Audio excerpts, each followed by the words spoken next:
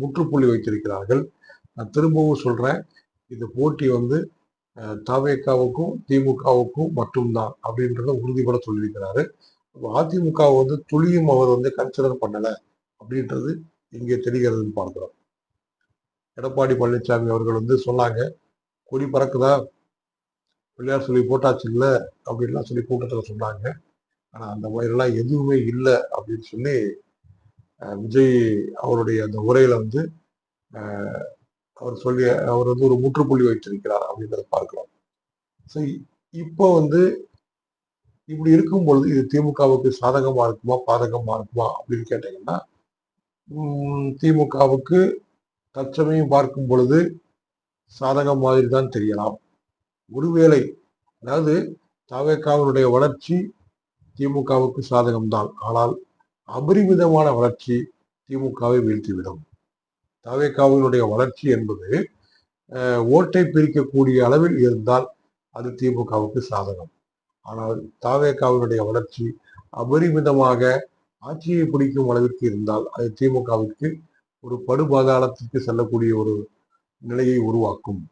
ஏனென்றால் ஆட்சியில் இல்லை என்றால் திமுக கட்சி எப்படி இருக்கும் என்று சொல்ல முடியாது.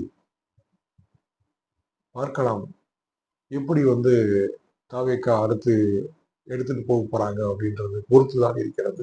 ஏனென்றால் அந்த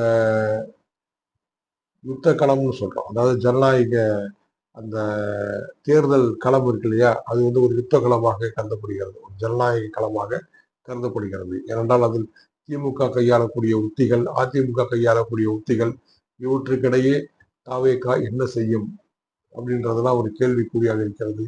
மேலும் தவேகாவிற்கு வலு சேர்க்கக்கூடிய வகையில் ஏதாவது ஓட்டு வங்கிகள் வருமா? அதாவது செங்கோட்டையன் அவர்களுக்கு அங்கே அந்த இடத்துல வந்து அவருடைய அந்த கம்யூனிட்டி சார்ந்த ஓட்டுகள் இருக்கிறது, அதிமுகவினுடைய ஓட்டுகள் இருக்கிறதுன்னு பார்க்கிறோம். அதே மாதிரி திரு ஓ பன்னீர்செல்வம் அவர்களுக்கும் மதுரை மாவட்டத்தில் மேலும் அவர்களுக்கு அந்த அதிமுகவினுடைய சில ஓட்டுகள் இருக்கிறதுன்னு பார்க்கிறோம். இது போன்ற தினகரன் இவர்கள் எல்லாம் தவேகாவிற்கு வலு சேர்ப்பார்களா, அணி சேர்ப்பார்களா அப்படின்றத பொறுத்து இருக்குது. அப்படி அதுல வந்து பாமக எங்க என்ன செய்ய போகுது, மிக முக்கியமான ரோல் பாமக. இதுல வந்து பாத்தீங்கன்னா அன்புமணி ராமதாசும் அவருடைய தகப்பனார் ராமதாசும் இன்று தனித்தனி அணியினராக இருப்பது போன்று தெரிகிறது. இவர்கள் இருவரும் என்ன செய்ய போகிறார்கள்? ஏன்னா இங்க ஒரு மிகப்பெரிய ஒரு ஓட்டு வங்கி, வன்னியர் ஓட்டு வங்கி வந்து அவங்க கிட்ட இருக்குதுன்னு பாக்குறோம்.